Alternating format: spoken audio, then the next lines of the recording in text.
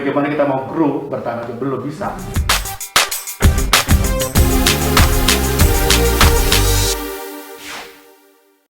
Emang tugasnya hari ini kita harus memprovokasi ya? Jadi kita sengaja ngedatengin lo Bang ke sini untuk memprovokasi orang-orang yang mendengarkan podcast kita, orang-orang yang nonton podcast kita. Jadi kalau lo nggak provokator, kita nggak akan undang lo ke sini.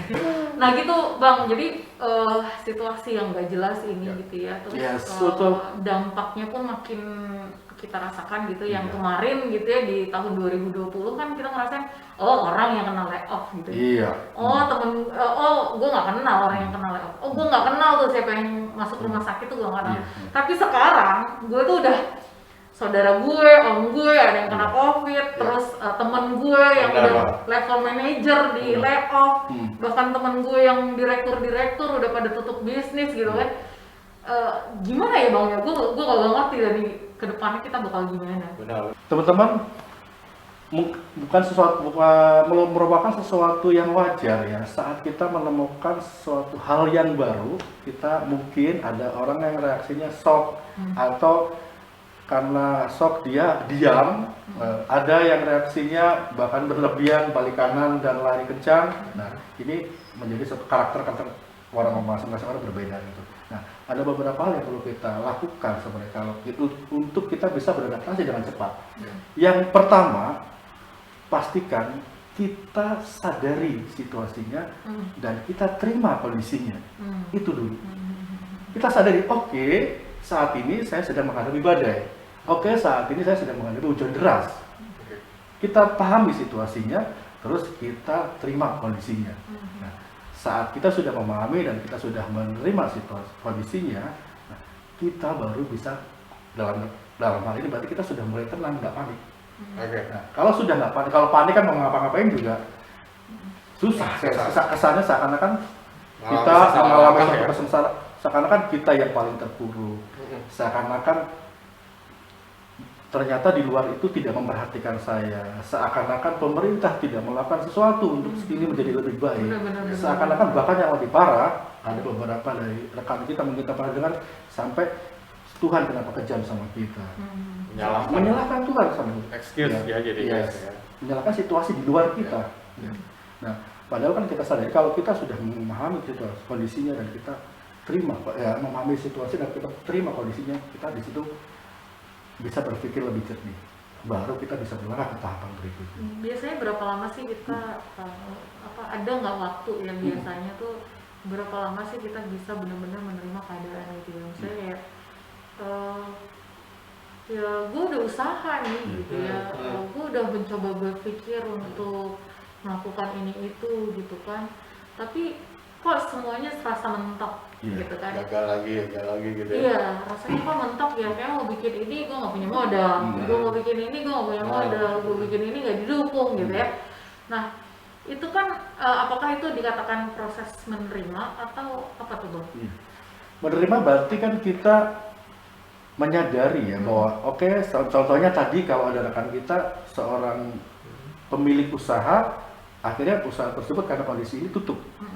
Kebayang dong, biasanya dia dalam di posisi atas, punya banyak anak tua, punya pendapatan sekian bulan ratusan juta, tahu-tahu stop sama sekali, apa yang terjadi dengan orang itu? Stresnya luar biasa. Nah, tapi itu tadi, bagaimana cara kita bisa memahami kondisinya dan menerima situasinya seperti ini? Ya, introspeksi aja. Pilihan satu-satunya itu, introspeksi. Kita sadari. Berkomunikasi dengan siapa? Komunikasi dengan diri kita sendiri dan Tuhan. Kalau muslim ya menerima itu tidak bukan berarti pasrah ya, bukan berarti menyerah ya. Beda. Kalau kita menyerah ya berarti stop, bunuh diri salah satunya. Nah, tapi kalau kita menerima berarti saya kondisi adalah saat ini seperti ini, saya terima kondisinya. Next, apa yang bisa saya lakukan? Jadi kayak macam statement gitu ya ke diri kita sendiri gitu ya, bahwa saya menerima situasi ini, bahwa saya sekarang sudah tidak ada pekerjaan, bahwa saya sekarang lagi kesulitan, tidak punya pendapatan, lagi kesulitan dengan pandemi, dan saya yakini bahwa yang berdampak bukan hanya saya, tapi banyak orang di luar sana juga yang punya pengalaman punya nasib yang kurang sama. lebih sama dengan saya gitu. Intinya adalah kita terima dulu Yes. dengan cara melakukan salah satunya itu ya mungkin mengucapkan gitu ya. Iya, ucapkan. Kesadaran diri ya. Ucapkan bukan ke orang lain, ucap Ya, diri. bahwa Terima kasih Tuhan, alhamdulillah saya mendapatkan situasi seperti ini. Mungkin ia mau curhat, ibaratnya kalau saya bilang curhat sama Tuhan gitu. Iya, iya, iya. Nah, bisa seperti ini dan saya terima. Nah, begitu kita sudah menerima, baru kita bisa melakukan langkah berikutnya. Oke, apa tuh langkah setelah itu berikutnya? Kita bangun rasa ingin tahu kita. rasa ingin tahu. Yes. Oke. Rasa ingin tahu terhadap apa tuh? Terhadap sesuatu hal yang baru. Oke. Ya. Kita bangun rasa ingin tahu kita. Kayak contohnya tadi, Bro Rusli, Iya, iya. akhirnya saya melakukan sesuatu yang berbeda.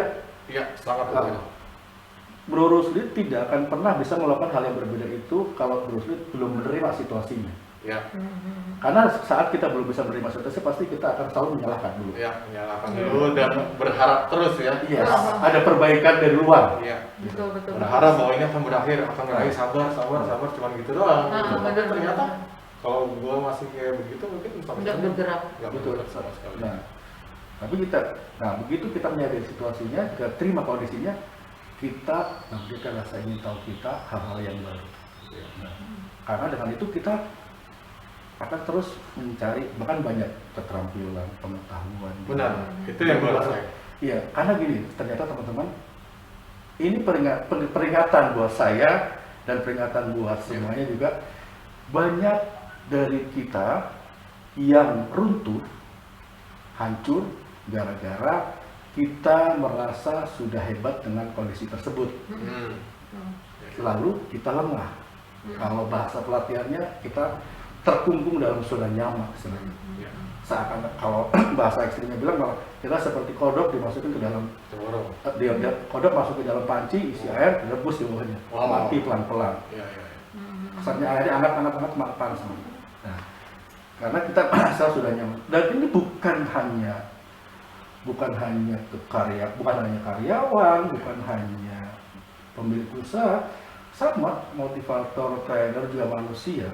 Semua, Iya. semuanya kayak Kita kalau nggak sering mengingatkan, kita masuk ke dalam situasi zona nyaman tadi, akhirnya itu yang dulu kita. Kalau kita pernah dengar cerita bagaimana dulu hebatnya Nokia, ya kita dulu bagaimana hebatnya Mendominasi ya, BlackBerry, ya mereka merasa paling hebat, merasa paling besar saat itu. Ya. Tapi dengan hitungan tahun, gitu. Android. Nokia butuh waktu puluhan tahun, akhirnya hancur. BlackBerry lebih ekstrim lagi. Cepat banget. Cepat banget. Nah, itu zaman sama juga dengan kita. Kalau kita selalu menggali, membangun rasa ingin tahu kita, akhirnya apa?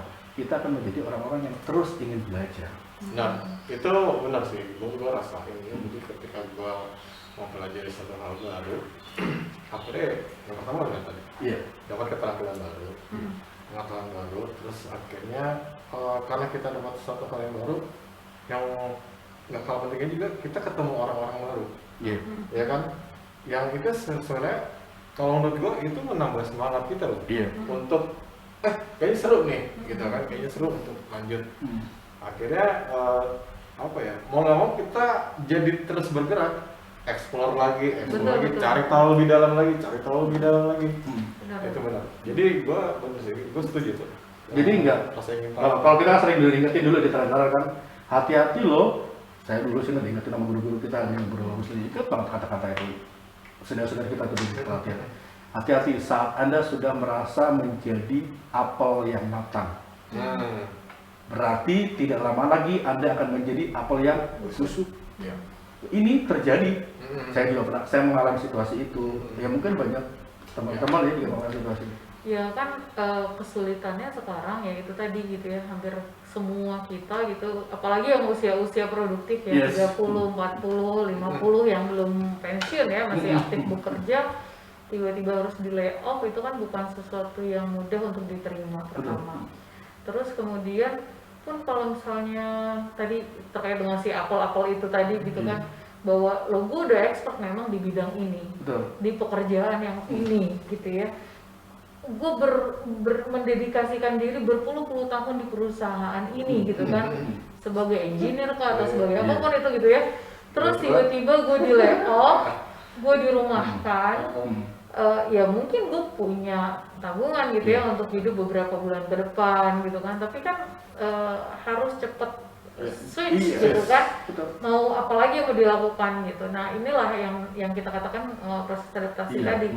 Untuk bertahan itu apa yang pertama dilakukan gitu kan, yang tadi sadar dan terima.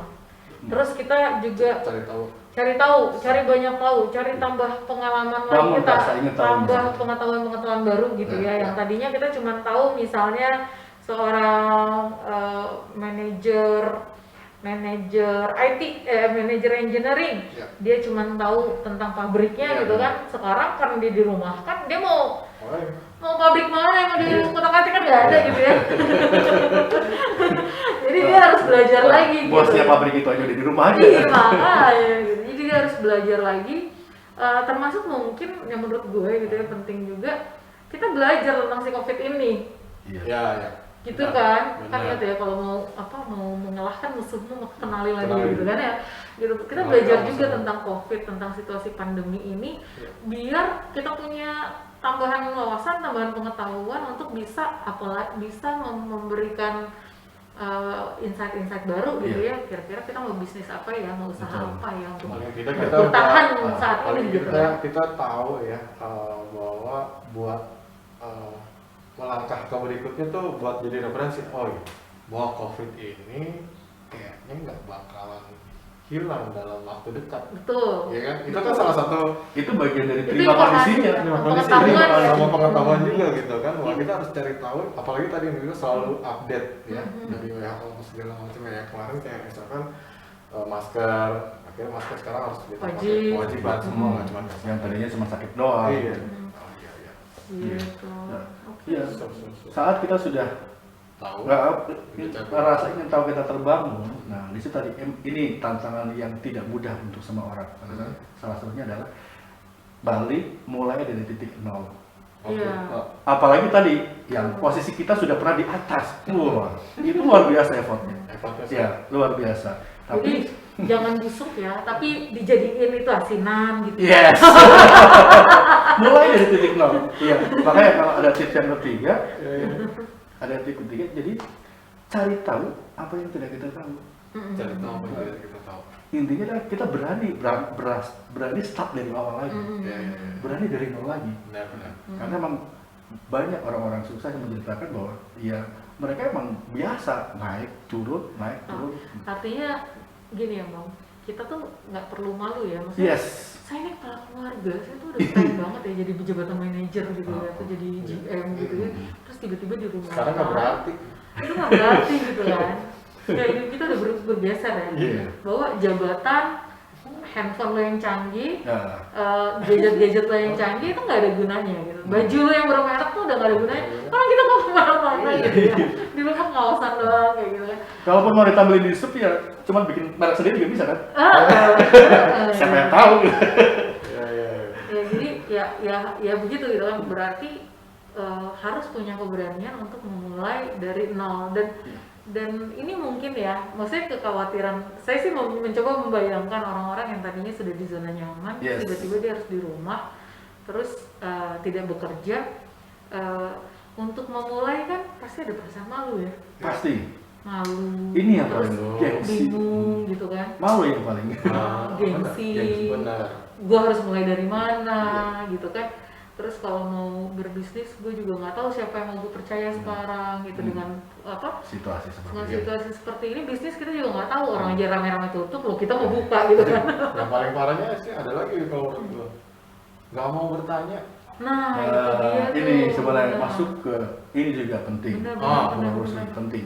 Jadi begitu kita rasa ingin tahunya kita bangun, kita sudah sadari dan terima kondisinya, rasa ingin tahunya kita bangun, ya kita berani mulai dari nol, mulailah terhubung. Mulailah terhubung dengan teman-teman lama kita.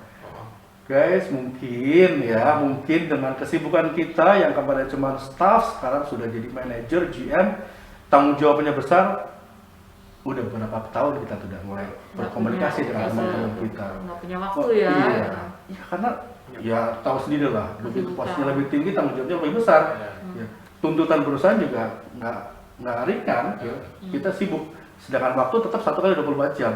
Gitu. Bahkan kita nggak banyak ya dari teman-teman kita bahkan sampai bekerja Senin sampai Jumat, Sabtu atau Minggu masih tetap untuk waktu itu sampai full. Gitu. Nah, nggak sempat terhubung dengan teman-teman. Tadi apalagi kita ngomongin mereka udah nggak sempat lagi untuk belajar hal baru dengan komunitas-komunitas baru, sehingga mulailah dengan situasi ini kesempatan kita. Ini momentum buat kita mulailah terhubung dengan rekan-rekan kita, kawan-kawan kita, masuklah ke komunitas-komunitas yang Tapi positif. kan segen ya, udah lama kita nggak kontak gitu ya, terus tiba-tiba hai, say hi gitu di WhatsApp. Lo giliran gini aja paling ingat gue lah.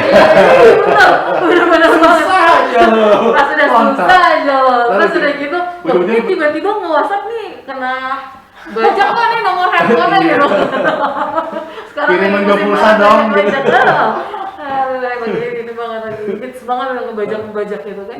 Jadi gimana ya gitu biar untuk menghilangkan rasa, kan pasti nggak nyaman ya.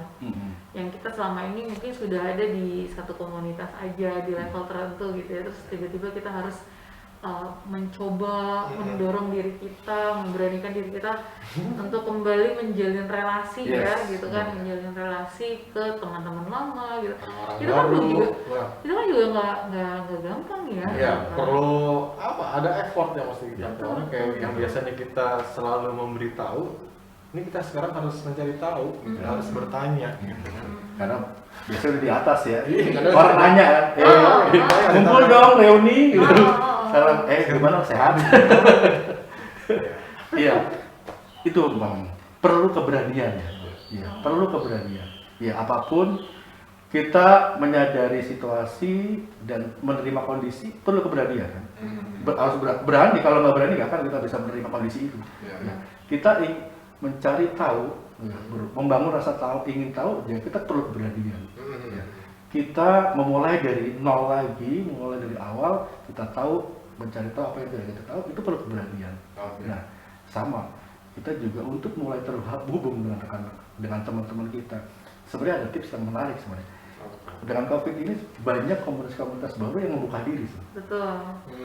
Mau masuklah ke komunitas baru itu yang benar-benar kita nggak kenal, mereka nggak kenal kita. Nah, dengan masuk ke situ kita mulai aktif. Kita belajar hal baru. Contohnya kemarin kita tidak terhubung dengan komunitas, contohnya public speaking. Kita masuk ke komunitas public speaking, kita banyak mereka ngasih pelatihan-pelatihan gratis. Masuk ke dalamnya. Bahkan orang-orang di situ dengan senang hati berbagi. Kenapa mereka mau berbagi? Karena mereka juga belajar. Karena kita juga sama, kita juga belajar merasa. Nah, dengan itu kita akhirnya bisa mulai muncullah di sosial media. Ternyata Brurus nih ada. Kalau orang Surabaya bilang masih hidup. Muncul. Nah, dengan kita muncul di sosmed, di Facebook, Instagram, orang tahu bahwa kita masih ada. Setelah itu orang pasti akan kalau yang kenal banget pasti dia mencoba DM kalau Instagram atau kalau Facebook mungkin mulai sekedar komen. Nah, begitu mereka komen, inilah kesempatan yang kita masuk. Benar. Itu kalau gua mungkin Jadi nggak terasa kayak momentum dimana, karena kayak gini loh, kayak kita nih semua sekarang lagi senasib. Iya, betul. Semuanya lagi senasib. Jadi nggak usah pakai prasangka karena nggak enak gitu ya. Gue dicurigain nih gitu kan. malah nggak tahu dia lebih parah dari kita. Iya. Jadi kalau gue sih ngerasanya ya yang gue amatin karena kita semua nih karena semua nasib, ya semua dalam kondisi pandemi seluruh dunia. Sama. Jadi kayaknya rasa yang namanya empati itu tinggi banget. Akan lebih mudah muncul ya sekarang ya. Muncul sekarang gitu. Betul. Mudah muncul ya. Gua juga setuju apa yang dibilang lo bro. Jadi mencoba terhubung dengan gua beberapa komunitas baru gitu. Yes. Dan itu mereka sangat friendly, sangat welcome banget terus gitu kan. Jadi kita nyaman gitu loh di dalam komunitas baru itu, yang akhirnya gue sih ngerasain jadi enjoy gitu, dan itu sebenarnya secara nggak langsung membuat kita jadi lebih Bangkit lagi sih. Tapi hati-hati kita pun terhubung dengan komunitas baru atau terhubung dengan teman-teman kita, pastikan seleksi, pilih emang kita masuk ke komunitas-komunitas teman-teman kita yang positif. Oh iya. Jangan sampai kita masuk teman-teman umum malah menghancurkan Iya. situasi kita, Kepercayaan malah diri malah gitu ya. meruntuhkan. Nah, Ya kan ada juga ya komunitas yang misalnya dia komunitas patah hati komunitas jomblo sepanjang masa. bukan, misalnya komunitas hidroponik tapi yang udah advance. Oh, iya, Terus iya. kitanya masih beginner gitu kan. Saat masuk situ kita cuma nanya ini orang pada ngomongin apa. Kita nanya kok kayaknya jadi segan banget ya, Iya, kok jauh jauh banget banget. gitu kan. Iya, Jadi iya. ya benar sih harus pilih-pilih juga Iya, ya betul, komunitas hati-hati. yang akan kita masukin. Jangan sampai ketika masuk komunitas kita malah ciut Benar. gitu ya. Iya benar itu berarti Jangan baperan lah. jangan baperan gitu ya. Gitu ya. Bahwa ya kita salah sekarang kondisi. Kalau udah berani gitu kita melangkah sudah sejauh itu kan, secara nggak sadar kecerdasan kita meningkat dalam beradaptasi. Iya. Begitu kita sudah beradaptasi kan tinggal tahapan berikutnya, grow kan. Bagaimana kita mau grow bertahan aja belum bisa. Jadi nanti dengan selesainya pandemi, situasinya berubah, jangan berharap perubahan yang cepat ini akan menjadi lebih lambat. No. Selamat, Anda terprovokasi.